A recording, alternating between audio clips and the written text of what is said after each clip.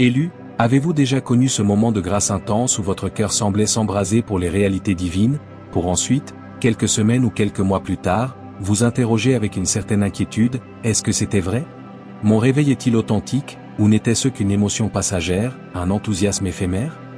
Cette question est l'une des plus cruciales et des plus saines que puisse se poser un chercheur spirituel sérieux. Dans un paysage où les expériences mystiques peuvent parfois être confondues avec de simples états psychologiques, où l'onction peut être imitée par l'excitation, il est vital de discerner l'œuvre véritable de l'Esprit Saint de ses contrefaçons, aussi subtiles soient-elles. Un réveil authentique n'est pas un feu de paille qui consume tout avant de s'éteindre dans la fumée, mais un feu doux et durable qui transforme la matière intérieure, laissant derrière lui non pas des cendres, mais de l'or purifié. Si vous vous posez cette question aujourd'hui, c'est déjà le signe d'une profonde honnêteté et d'un désir d'authenticité que le ciel bénit. Dans cette vidéo, nous allons explorer ensemble les marques distinctives d'un réveil spirituel vrai, ancré non dans le sentiment, mais dans une transformation durable de tout votre être.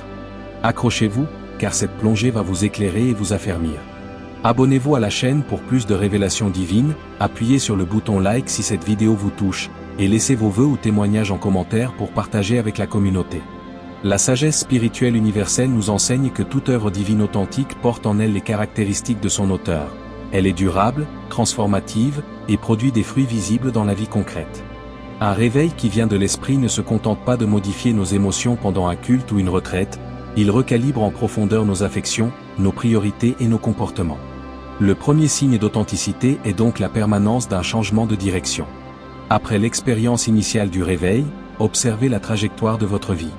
Une vraie rencontre avec le divin laisse une soif inextinguible de sa présence, une faim et une soif de justice qui persistent même lorsque les émotions se sont apaisées.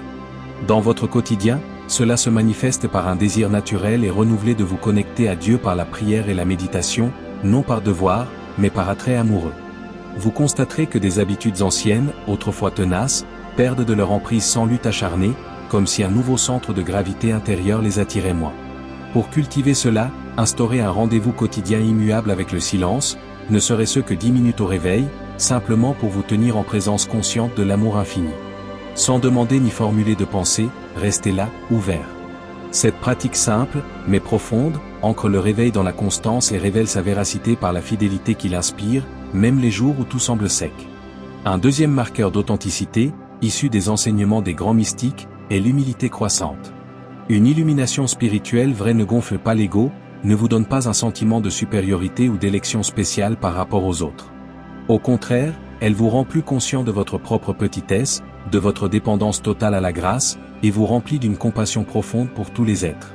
Vous vous voyez avec plus de clarté, sans complaisance mais aussi sans condamnation, simplement dans la vérité.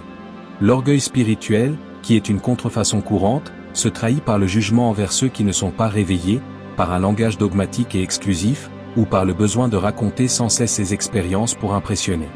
Pour examiner cela dans votre vie, observez vos pensées et vos paroles envers les personnes dont la spiritualité est différente ou semble moins développée.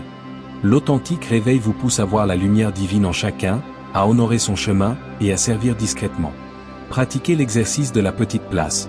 Dans chaque situation sociale ou communautaire, cherchez activement à prendre la place la plus humble, celle du serviteur, de l'écoutant, de celui qui encourage sans se mettre en avant. Cette disposition du cœur, si elle est naturelle et joyeuse, est un fruit sur d'une œuvre divine profonde. Le troisième critère est l'ancrage dans l'amour pratique et concret. L'apôtre Jean le dit avec une clarté absolue, celui qui prétend aimer Dieu qu'il ne voit pas, mais qui n'aime pas son frère qu'il voit, est un menteur. Un réveil authentique dilate votre capacité d'aimer, non en sentiment, mais en acte. Il transforme votre compassion en action et vous rend sensible aux besoins pratiques des personnes autour de vous. Vous découvrez que votre amour pour le Créateur s'exprime et s'incarne dans votre façon de traiter la création, votre prochain, et même vos ennemis. Dans votre vie de tous les jours, cela se traduit par de petites attentions délibérées. Un coup de fil à une personne seule, un service rendu sans attente de retour, une parole de réconfort sincère, une écoute véritable sans préparer sa réponse. L'amour devient votre motivation première, remplaçant progressivement la recherche de reconnaissance ou de confort. Pour cultiver cela, faites chaque jour un examen du soir rapide. Aujourd'hui, où mon amour s'est-il arrêté? Où ai-je manqué une occasion de servir ou de pardonner? Sans vous culpabiliser, constatez simplement, et demandez pour le lendemain la grâce d'aimer mieux. Un réveil qui ne vous rend pas plus patient, plus doux, plus généreux dans les situations triviales du quotidien méritent d'être questionnés. La quatrième caractéristique est un profond respect et un amour renouvelé pour la parole écrite ou les textes sacrés fondamentaux de votre tradition. Un réveil authentique ne vous éloigne pas des sources scripturaires au nom d'une révélation personnelle supérieure, mais au contraire, il vous y ramène avec une fin nouvelle, une fraîcheur de lecture, comme si vous découvriez un texte vivant et parlant pour la première fois. La vérité intérieure que vous percevez dans la méditation s'accorde et s'illumine par la sagesse collective et éprouvée des siècles. Dans votre pratique quotidienne, cela signifie instaurer un temps de lecture méditative et priante d'un passage court. Ne lisez pas pour accumuler du savoir, mais pour rencontrer celui qui parle à travers les mots. Laissez le texte vous interroger, vous nourrir, vous transformer. Si votre réveil vous pousse à négliger cette nourriture solide au profit de sensations ou d'impressions subjectives, soyez vigilants. L'Esprit Saint est cohérent, il ne se contredit pas. Un bon exercice est de confronter doucement vos impressions ou vos téléchargements spirituels à la lumière des grands principes universels contenus dans les Écritures. L'amour, la justice, la miséricorde, l'humilité. Ce qui vient de Dieu résistera à cet examen et en sortira renforcé. Cinquièmement, un réveil authentique produit un fruit de paix profonde et de joie intérieure, même au milieu des difficultés. Ce n'est pas une euphorie permanente ni un déni de la souffrance, mais une conviction ancrée au-delà des circonstances que vous êtes aimé, guidé, et que tout concourt à un bien ultime. Cette paix qui surpasse toute intelligence devient votre fondation. Elle vous permet de traverser les orages sans être emporté par la peur ou le désespoir. Dans la vie moderne, saturée de mauvaises nouvelles et d'incertitudes, ce fruit est particulièrement précieux. Pour le cultiver et vérifier son authenticité, entraînez-vous à revenir à cette paix en toute situation.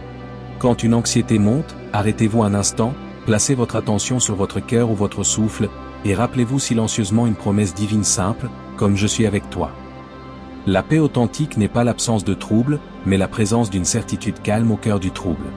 Si votre réveil vous a laissé dans un état d'agitation perpétuelle, de recherche de sensations fortes ou de peur eschatologique, il est peut-être mélangé à des éléments psychiques. La vraie paix divine est un repos actif, une confiance qui permet l'action juste sans tension. Le sixième point est l'intégration et l'équilibre. Un réveil spirituel vrai n'aliène pas du monde ou des responsabilités terrestres, mais au contraire, il vous y engage avec plus de présence, de justesse et de détachement sain. Il unifie votre être, vous n'êtes plus tiraillé entre le sacré et le profane, car vous apprenez à voir la présence divine en toute chose et à sanctifier chaque action. Votre spiritualité n'est plus un compartiment de votre vie, mais la substance même qui imprègne tout. Concrètement, cela signifie que vous pouvez vivre votre foi avec la même intensité en faisant la vaisselle, en participant à une réunion de travail, ou en vous occupant de vos enfants, qu'en étant à l'église. Pour favoriser cela, pratiquez la prière continue, non verbale. Tout au long de la journée, gardez un fond de conscience tourné vers l'intérieur, comme une musique de fond d'adoration silencieuse. Offrez chaque tâche, aussi banale soit-elle, en geste d'amour. Un réveil authentique vous rend plus présent au monde, plus responsable, plus à même d'y apporter une lumière pratique, et non de le fuir au nom d'une spiritualité désincarnée. Le septième signe distinctif est la purification progressive et douloureuse mais acceptée. L'Esprit Saint est un feu qui consume tout ce qui n'est pas amour. Un réveil authentique ne vous berce pas seulement de consolation, il met aussi en lumière vos zones d'ombre, vos attachements cachés, vos mécanismes d'ego, avec une clarté implacable mais bienveillante. Cette prise de conscience peut être inconfortable, mais elle s'accompagne d'une grâce puissante pour changer, pour lâcher prise, pour demander pardon. Vous traversez des nuits où la présence sensible se retire pour épurer votre foi de tout intérêt égoïste. Dans votre marche, lorsque ces moments arrivent, ne fuyez pas. Persévérez dans vos pratiques de silence et d'abandon, même dans la sécheresse. Dites simplement, me voici. Je reste. Je t'aime même sans sentir. C'est dans cette fidélité sans récompense immédiate que la racine de votre réveil s'approfondit et prouve sa solidité. Un réveil qui ne vous confronte jamais à vous-même, qui n'exige aucun renoncement, est suspect. La croix est au centre du christianisme authentique, un chemin spirituel vrai comporte aussi son passage par le dépouillement. Huitièmement, un réveil authentique développe en vous un discernement affiné, non un jugement critique. Vous devenez capable de percevoir les esprits, les motivations, les courants sous-jacents dans les situations et les personnes, non pour condamner, mais pour prier, pour protéger, pour guider avec amour. Ce discernement n'est pas de la méfiance ni du soupçon, mais une clairvoyance douce qui sait reconnaître à la fois la lumière et les ténèbres, sans se laisser tromper par les apparences. Pour l'exercer dans votre vie, commencez par demander ce don dans la prière. Ensuite, Devant une décision à prendre, une personne à rencontrer, une information à recevoir, prenez un instant de silence pour percevoir au-delà des mots et des apparences. Quelle saveur cela laisse-t-il en vous? Une paix? Une agitation? Une lourdeur? Apprenez à faire confiance à ces intuitions spirituelles, tout en les soumettant à la sagesse objective et à la confrontation avec d'autres frères et sœurs mûrs. Un réveil vrai vous rend moins naïf, mais plus confiant dans la guidance divine, il vous rend sage comme un serpent et simple comme une colombe. Le 9e marqueur est la gratitude et la louissance spontanée. Un cœur touché par la grâce réelle déborde de reconnaissance pour les dons les plus simples, un rayon de soleil, un verre d'eau, un sourire partagé. Vous redécouvrez la sainteté du quotidien et votre vie devient une action de grâce continue. Cette gratitude n'est pas une technique de pensée positive, mais le débordement naturel d'une âme qui a pris conscience de la bonté fondamentale de l'existence, malgré tout. Intégrez cela en instaurant des rituels de gratitude. Au réveil, nommez mentalement 3 choses pour lesquelles vous êtes reconnaissant. Au coucher, faites de même.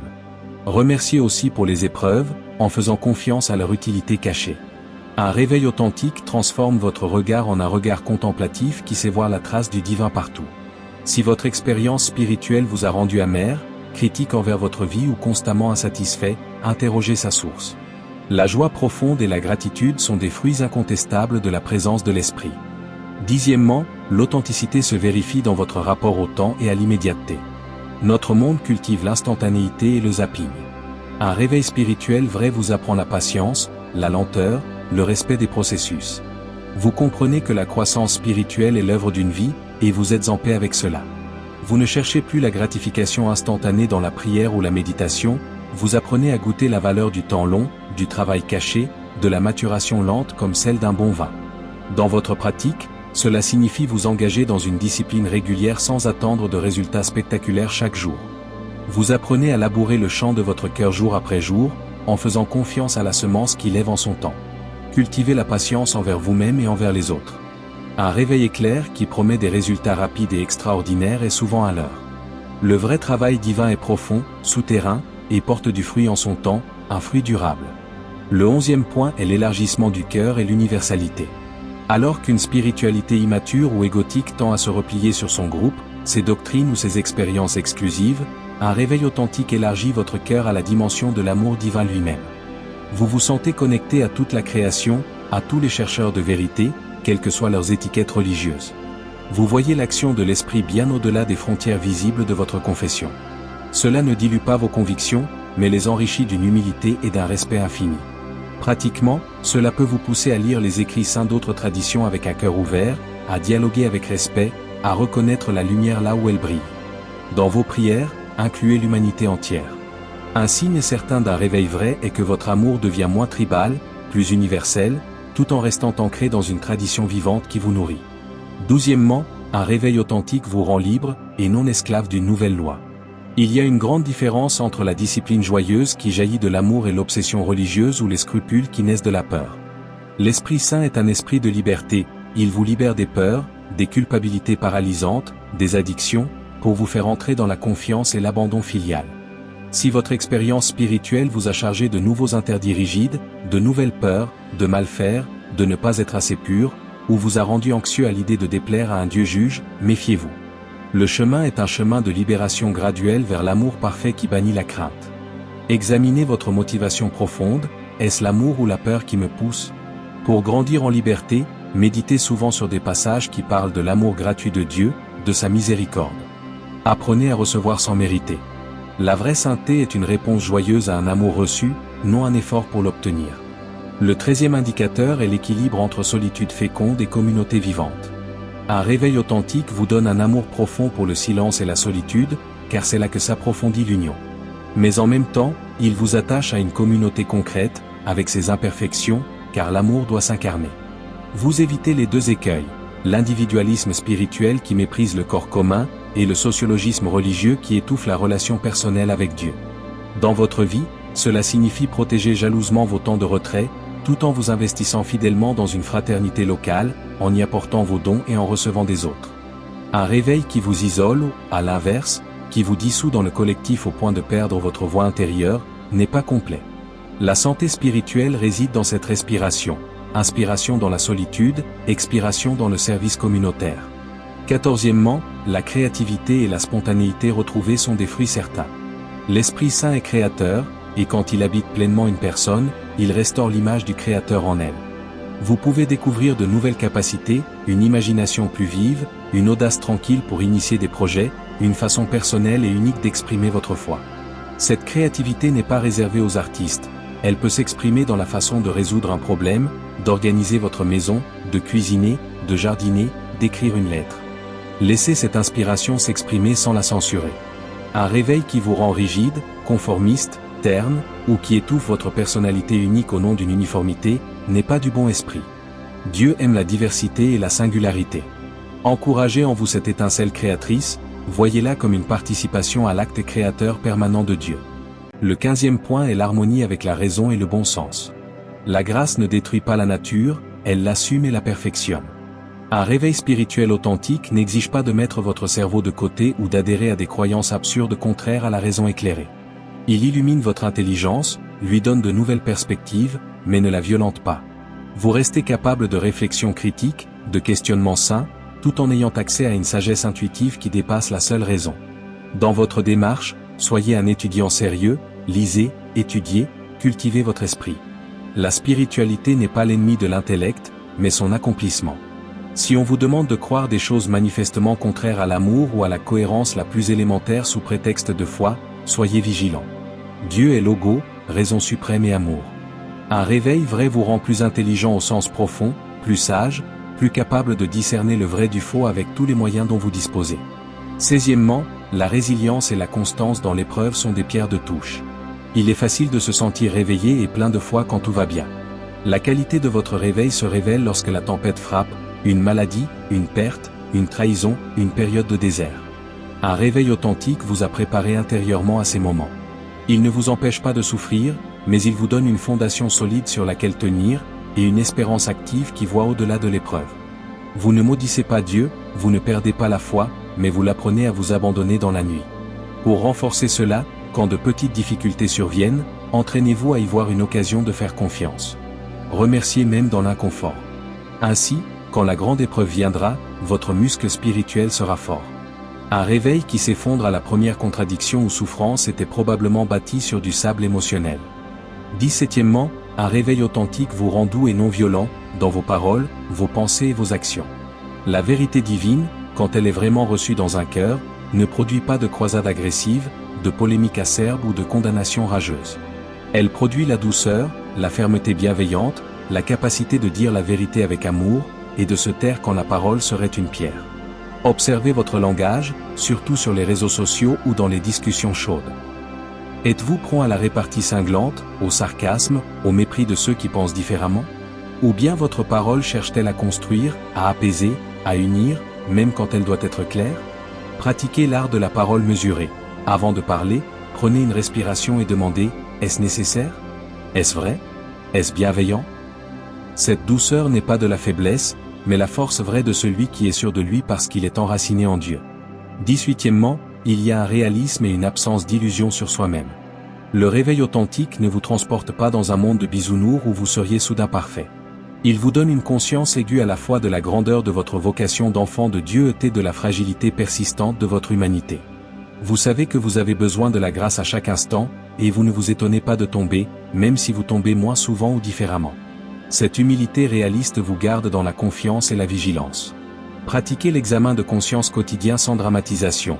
Regardez votre journée avec lucidité, reconnaissez les moments où vous avez été canal d'amour, et ceux où vous vous êtes laissé fermer. Demandez pardon et recevez-le instantanément, puis avancez. Un réveil qui vous fait croire que vous êtes au-dessus de certaines tentations ou que vous avez atteint un stade permanent de lumière est une illusion dangereuse. 19e, l'authenticité se voit dans la cohérence et l'intégrité. Votre vie privée, cachée, est en accord avec ce que vous professez en public. Il n'y a pas de double vie. Le réveil a touché l'être profond, pas seulement l'apparence ou le discours. Vous agissez avec la même honnêteté que les gens vous regardent ou pas, parce que vous vivez constamment sous le regard d'amour de Dieu. Dans les petites choses, rendre trop de monnaie reçue par erreur, respecter ses engagements, être ponctuel, dire la vérité même quand elle est coûteuse. Cette intégrité est le ciment d'une foi solide.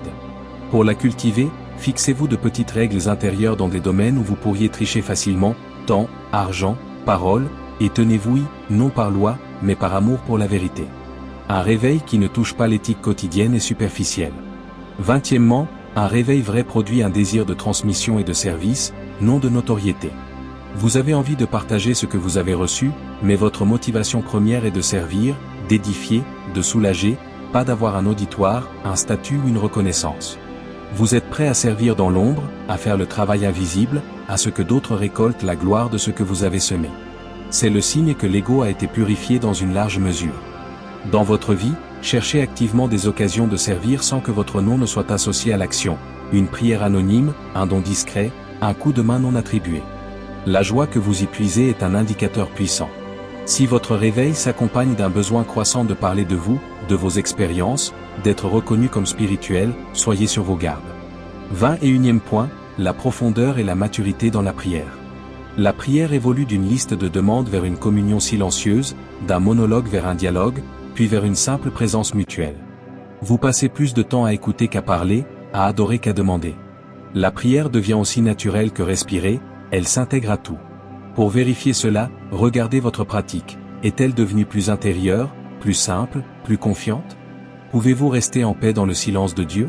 Un réveil authentique vous fait entrer dans la prière du cœur, une prière continuelle qui est un état d'être plus qu'une activité. Si votre prière est restée uniquement formelle, mécanique, ou centrée sur l'obtention de biens, il est possible que le réveil n'ait pas encore touché les profondeurs de votre être. 22e, il y a un sens aigu de la présence divine dans l'instant présent. Vous êtes moins happé par les regrets du passé ou les angoisses du futur. Vous apprenez à habiter le présent comme le lieu de la rencontre avec Dieu. Cette présence au maintenant vous apaise et vous rend disponible à la vie telle qu'elle se déploie. Pratiquez la vigilance, plusieurs fois par jour, arrêtez-vous et ramenez votre attention à l'ici et maintenant. Sentez votre souffle, écoutez les sons, sentez la vie en vous. C'est dans ce présent que Dieu est. Un réveil qui vous fait vivre dans les projections apocalyptiques ou dans la nostalgie d'un âge d'or spirituel est peut-être un évitement du présent, lieu de l'incarnation. 23e, l'émerveillement et la capacité à voir le mystère dans l'ordinaire se développent. Tout devient signe, sacrement de la présence divine. Un oiseau qui chante, la complexité d'une fleur, le sourire d'un enfant, la solidité d'un arbre. Votre cœur s'émerveille et loue spontanément. Pour cultiver cela, prenez chaque jour un moment pour contempler un élément de la nature avec une attention totale, comme si vous le voyiez pour la première fois. Laissez l'émerveillement monter en vous et se transformer en action de grâce silencieuse. Un réveil spirituel qui laisse votre regard sec, critique ou blasé sur la beauté du monde n'est pas complet. 24e, la capacité à contenir les paradoxes et les ambiguïtés sans angoisse est un signe de maturité. La vie spirituelle est pleine de paradoxes. Être dans le monde mais pas du monde, être libre sous une loi d'amour, être fort dans la faiblesse, etc. Un réveil authentique vous permet de tenir ces tensions sans chercher à les résoudre de façon simpliste par un dogmatisme étroit.